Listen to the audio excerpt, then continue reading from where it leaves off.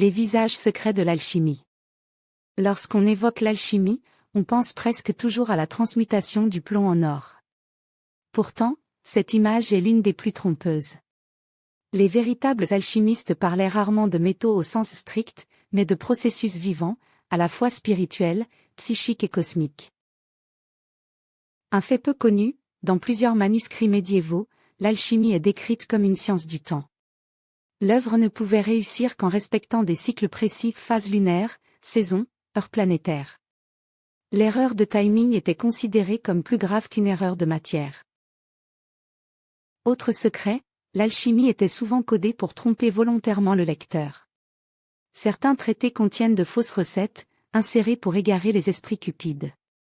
Les alchimistes parlaient de « voile », car la connaissance ne devait être révélée qu'à celui qui avait déjà commencé sa propre transformation intérieure. On ignore aussi que beaucoup d'alchimistes voyaient la matière comme consciente. Le mercure, le soufre et le sel n'étaient pas de simples substances, mais des principes vivants, capables de réagir à l'intention de l'opérateur. Sans discipline morale, l'œuvre était réputée impossible.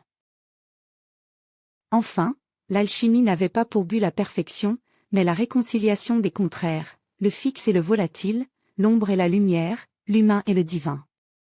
L'or philosophique n'était pas une fin, mais un signe, celui d'un être redevenu entier.